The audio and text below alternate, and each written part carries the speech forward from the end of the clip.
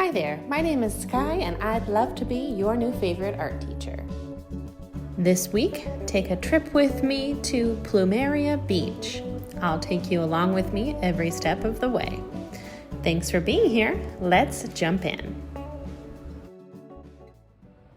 Hello again, beautiful artists. Welcome back, or welcome if it's your first time here. I post beginning level acrylic painting tutorials like this one here on YouTube bi-monthly. We're gonna hop into a new schedule of 2 times per month. Make sure to hit subscribe so you can join the fun and paint along with us every time. This week, we're gonna jump back on into things with our new bi-monthly schedule with a fun and easy Plumeria Beach painting. The materials that I have for today's painting, I have my 3 standard brushes. You'll see me use these 3 sizes in the majority of my classes. Your brushes don't need to be the exact same as mine, but they should be the same general size and shape and design for a water media, so watercolor or acrylic or both. These are fusion mixed media brushes, so these work for both watercolor and acrylic.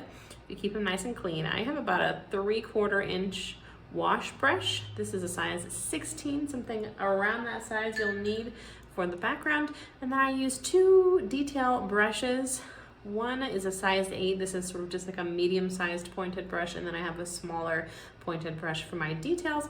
This is a size 4. The colors that I have to start out with, we just have a really simple background today of 3 colors. So just some white, I'm using cobalt blue, and then a little bit of my favorite color, phthalo green. To see a full materials list of everything that you need to paint along, check the description box below. It'll show you the colors for today's tutorial, but it will also have a link to my materials page on my website, which is skyepratt.com, SKYEPRATT.com. You can click on the materials page and it'll break it down for you, everything that you need to paint along. Okay, let's jump on in with our background step. I'm going to grab my largest wash brush. And we want to have 2 distinct parts after this step of sky and sea. Okay, everyone's favorite, well, most people's favorite, my favorite place, where the sky meets the sea. Love a good beach, and if you are painting along with me today, you're probably a beach person too. So I'm gonna mix my beautiful sky color with just some blue and white. And I'm not gonna add too much white quite yet. I'm gonna have still a pretty pigmented light blue. And I'm just going to go across the top of my canvas, straight, back and forth, horizontal brush strokes. You want to take your brush stroke all the way off the canvas so that you don't see the stop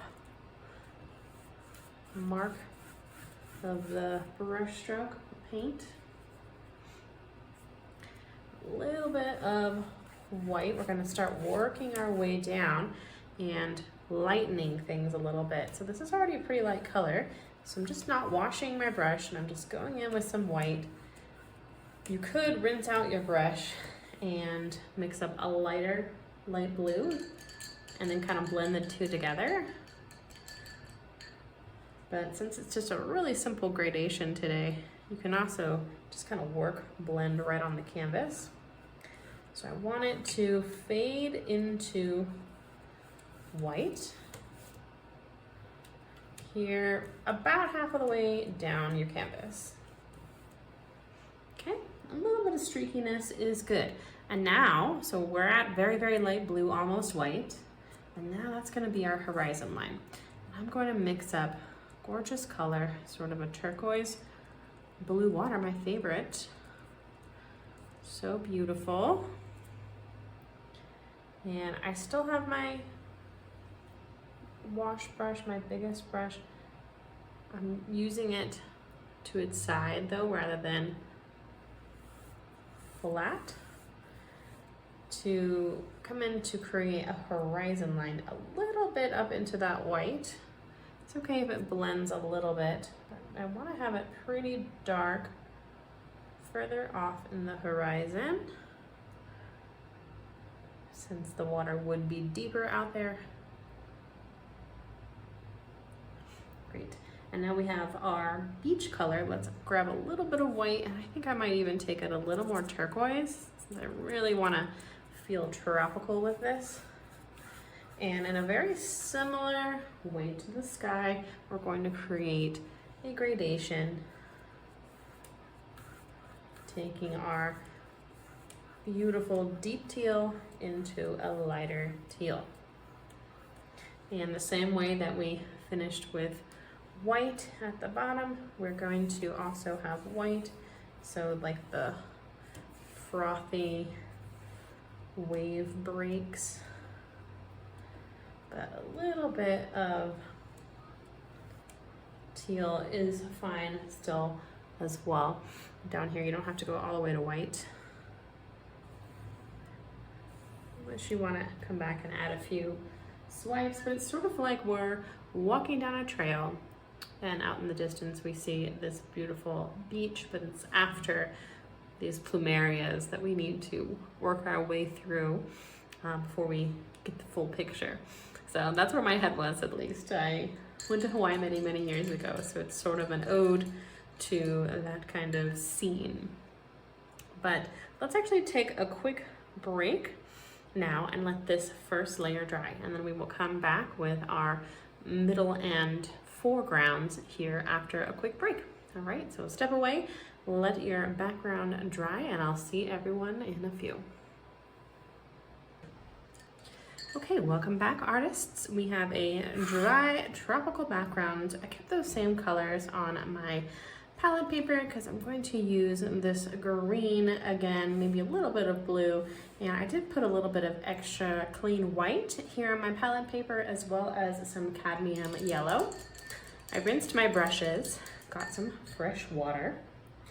Let's jump right back on into things. So we are going to lay out our whole foreground in this next part. I'm going to use my medium-sized brush, and I'm going to come in just with this clean white to do my first pass of my Plumeria flowers.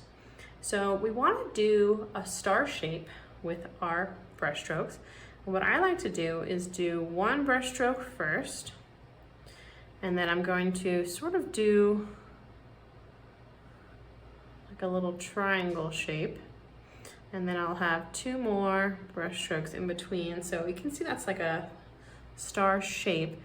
And I'm going to start just with the brush strokes, then I'm going to come back and make them thicker petals. They look best when they have a little bit of sort of like a soft, rounded outside edge rather than being super pointy. So you want pretty fat blossoms, juicy blossoms. Okay, and it's okay if you can see a little bit of background. And however you want to do it, each flower would be at a slightly different angle, so they don't need to all be perfect facing you stars, and some would come off the edge too.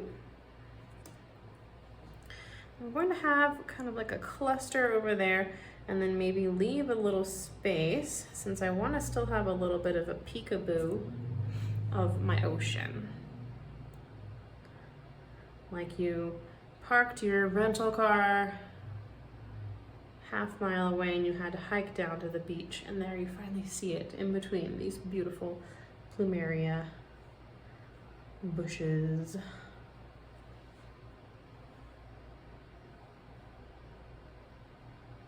Nice, big, fat blossoms. Okay, let's kind of build a little further up, maybe even into the sky a bit. It's okay that it's going to be white on white because we will have some kind of refinement outline, shadow step with our flowers.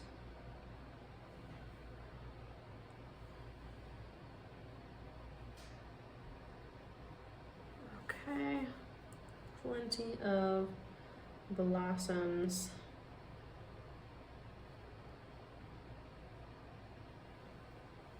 But with a little bit of room for some Peekaboo Beach and a little bit of room for our leaves, which is going to be our next step.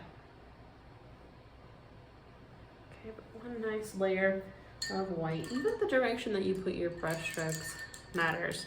It's not just about the colors that you lay down, it's also about the direction and placement of the brush strokes that actually helps to create some depth. Okay, I think I'd like to switch to a smaller brush to sort of space out my greenery now. So I'm going to take a hefty bit of yellow, mix it into my gorgeous phthalo green. So phthalo green has blue tones in it, which is why we get this gorgeous turquoise color, but look at what a nice green it makes when you add yellow to counteract that blue.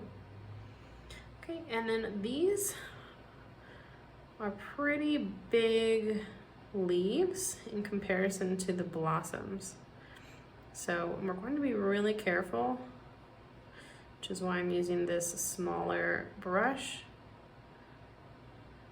and go around the white petals.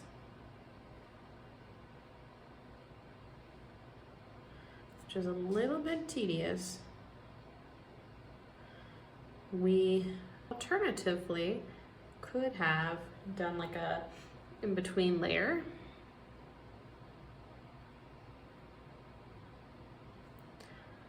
And worked our way still from the background to the foreground, which we are doing a bit, but this is gonna save some time. And also this deep green color would be hard to cover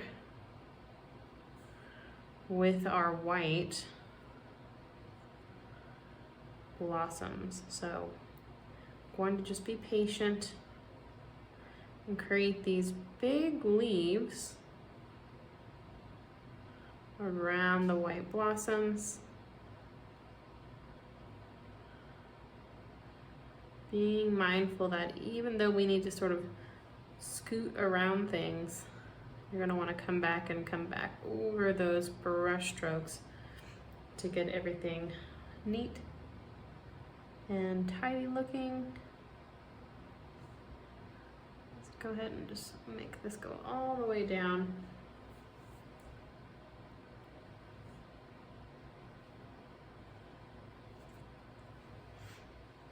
Okay, and maybe we have some that are sort of just sticking up from the bottom too, but I would say that each area where you have blossoms, you're going to need at least a brush stroke or two of green to support where the blossoms would be coming out of.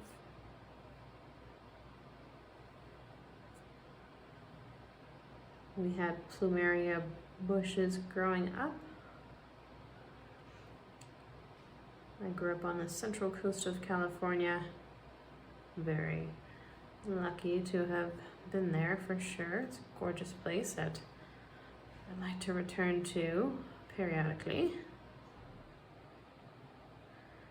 And we had the temperate climate enough to grow these tropical plants. And my grandmother, who I grew up with, was very crafty. No doubt one of my creative influences. And she used to make beautiful leis for all different occasions out of the beautiful Plumeria blossoms. She also made clothes from scratch and patterns, and she was an amazing cook. Very, very creative, and also a brilliant musician.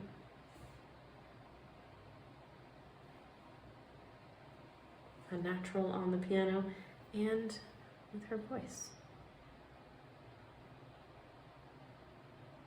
which I love to sing as well. I think coming from a creative family, I don't know whether that's genetic or if it's just things that you're exposed to, perhaps, or both. I think we're still sort of finding that out scientifically. Very interesting.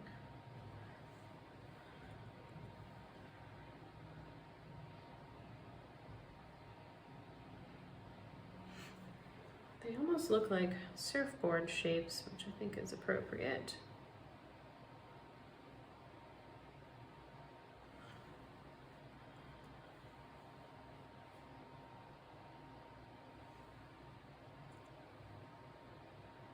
Okay, and then once we get all of our mid layer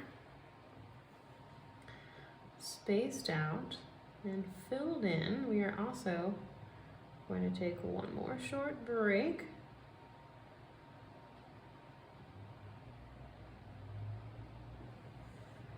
And let this mid layer dry, which shouldn't take too long.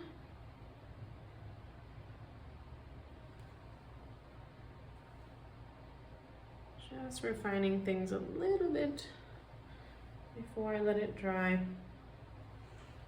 You can sort of tidy things up and get things finished with our next last step, but that looks pretty good. I think I'm gonna need a second layer of white, so I'm gonna step away for a minute and let this mid layer dry, and then we'll come back and finish everything off. Okay, see everyone in another couple minutes. Okay, welcome back to the final part, and we have a mostly dry mid layer. I added a little pinch of additional clean white, and then also a little bit of black on my piece of palette paper. Okay, let's finish this gorgeous composition off. We're going to take a little more green, if needed, into some of the background leaves, kind of working from my way, still from the background to the foreground, or in this case from the midground to the foreground.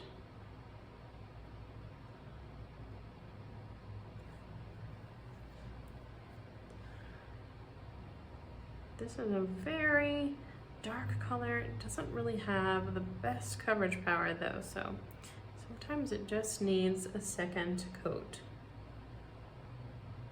Like if you're painting your house, or ladies, if you're painting your nails, you know. Or gentlemen, it's just paint.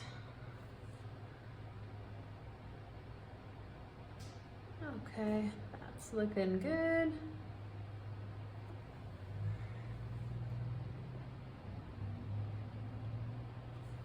Smoothing out any areas that need it with this second coat. Let me grab my smallest brush now. And I'm going to just take a shade darker of my green by adding a little bit of black, but I don't want it to look too gray, so I'm gonna add plenty of yellow too. I want a nice dark green.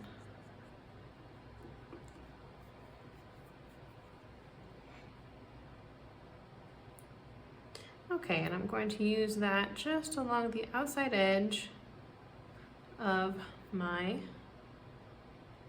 leaves, and this should kind of tidy things up a little bit. Just along the edges, so sort of like a shadow meets an outline. Doesn't need to be like a perfect, like a pen outline though. You can have a little bit of disjointedness in your brush strokes.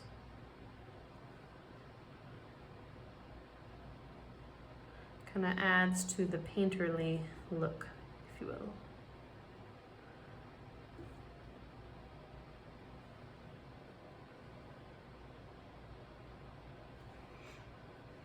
Okay, and then we're also going to do a quick line down the center of each green leaf. Careful not to pull into your white flowers. We're saving those for the next part. We don't want to cover them with green.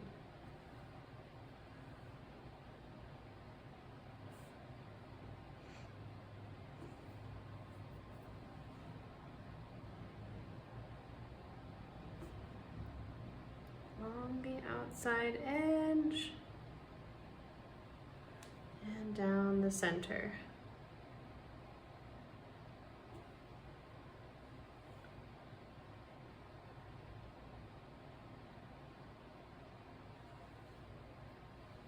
Okay, and then let's do a sort of highlight for contrast. Oh, I forgot the middle of this guy.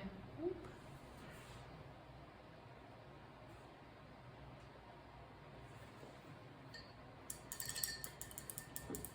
Excuse me. And for a highlight,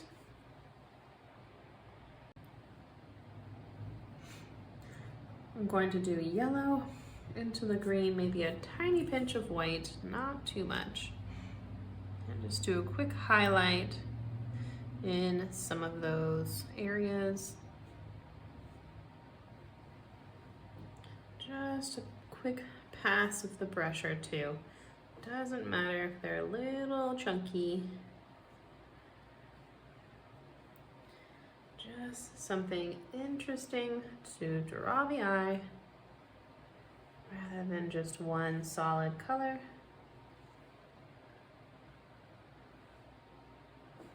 Ooh, pulling through my white a little bit. It's okay. Close enough. Okay, let's grab our medium brush again. We're going to finish up the flowers, which are sort of our focal points.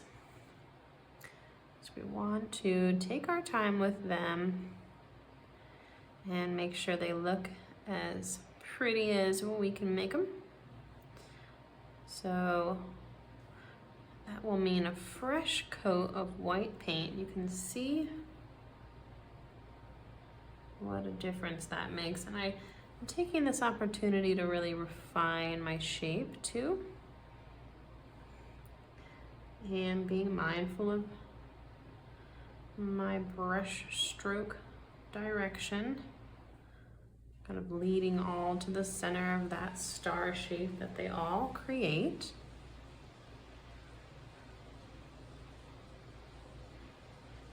Okay, around and around we go, trying our best not to pull through the green. Ooh, just as I say that, I get a little bit of green.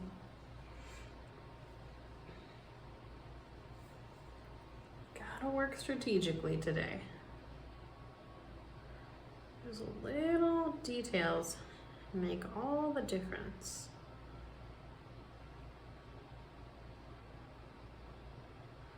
There are ways to sort of strategically use the see-through nature of the paint, but for today we don't really want to see the ocean through our flowers, you know what I mean?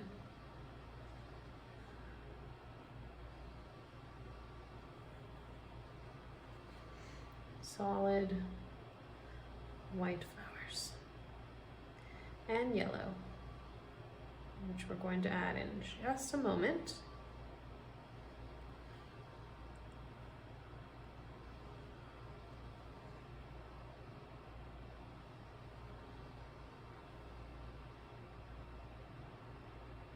Tried these flowers a couple different ways. They do come in other colors, including a really beautiful like peachy and pink one. But I really liked just the classic white and yellow ones. I feel like they're just so instantly recognizable, kind of sort of iconic, tropical Hawaiian.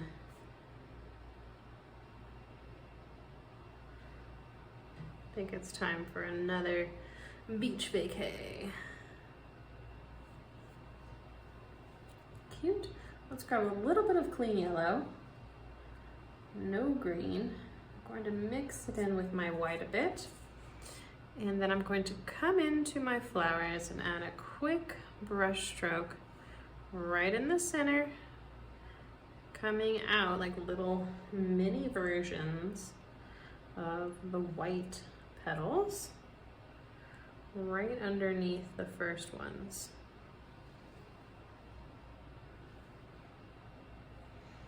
Make sure that it's vibrant enough yellow to get that recognizability, that contrast. And hopefully we're not going to have very much see-through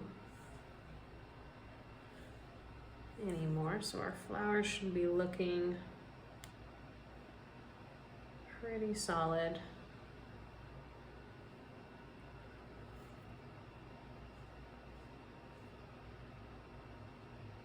Cute. Look at that. Okay. Our final step is going to be to outline our lovely flower. So I'm going to use my tiniest little detail brush and take some white and mix it with black to create a sort of medium pencil-y gray. Not too dark, not too light.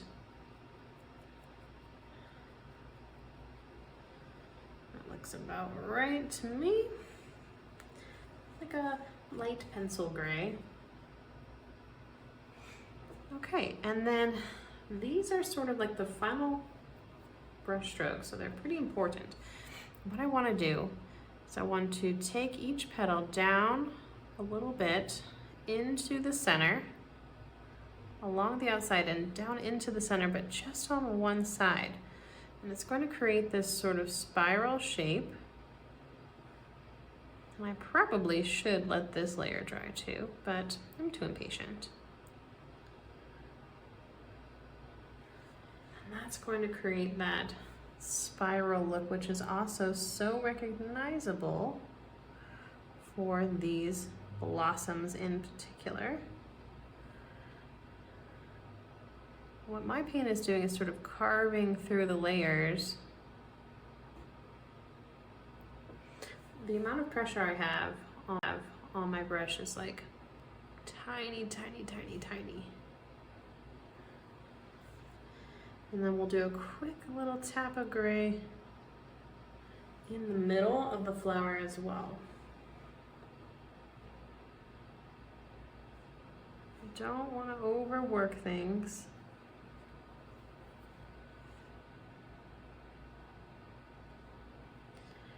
But we're just gonna go down one side. You can alternate because again, they would be like slightly different angles.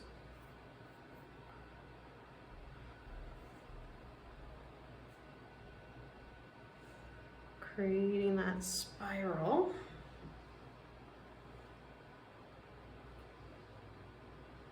Couple taps of gray right in the center.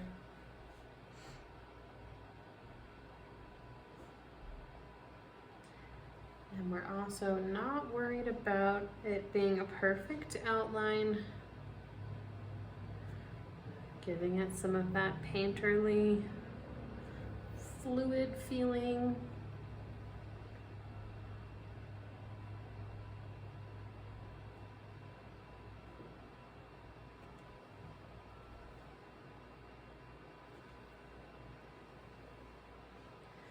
Cute. Yeah, I tried a few different sort of fancier, more detailed versions of these, but I really like the simple one that I came up with the best. So they are delicate and they are perfect in their simplicity.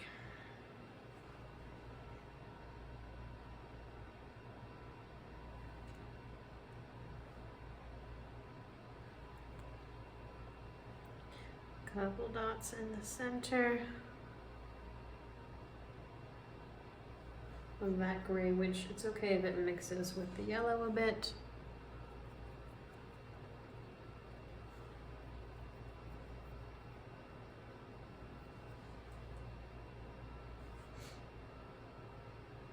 just on one side, and it's pretty much just the side that I start on. Then you just stay consistent as you loop around.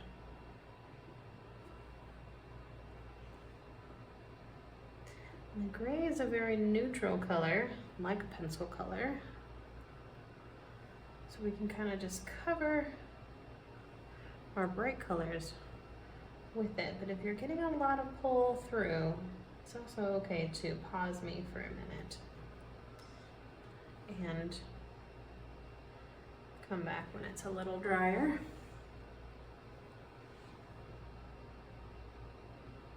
A lot of times I like to work the painting until it's pretty much there and then let it dry, because those last few brush strokes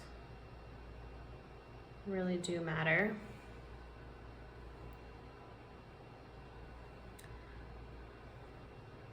They say that the difference between a good painting and a great painting is just a few brush strokes.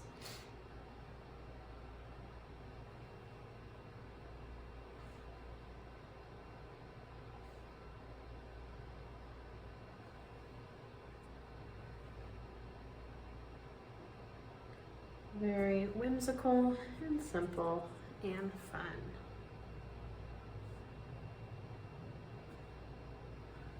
Okay, let's take one tiny little pinch darker for our darkest gray. And I'm going to add a few dots of that darker gray into the centers, maybe a few areas on the outside for some slightly deeper shadows. We don't want to be heavy-handed with it, just kind of balancing out the dark color on our greenery. That will be the final step. If you painted along with me today, I would love to see your work. I've created a Facebook group called the Art Club, where you can join and share your work with me and with the other students. Love to have you over there painting along and sharing with us. There's a link in the description box and also in the comment section. I link it there too for you guys. And shout out to all my art club members. It's the best part of my day to see your masterpieces. I truly love it. Love seeing all the different places these classes find their way to and just what you're creating. Such a supportive, wonderful group of people. If you'd like to support the channel, I do also have a membership program, a paid one, that's just a few dollars a month. If you appreciate these classes, there's a few supplemental courses over there too, including one on color theory, which can be a really helpful foundation for beginner artists. But you'll also learn by doing here with me on the full-length classes too. You can put any other final details that you'd like on your painting. That is all the instruction that I have for us this week. So I hope you enjoyed painting along with me. And until next time, stay creative.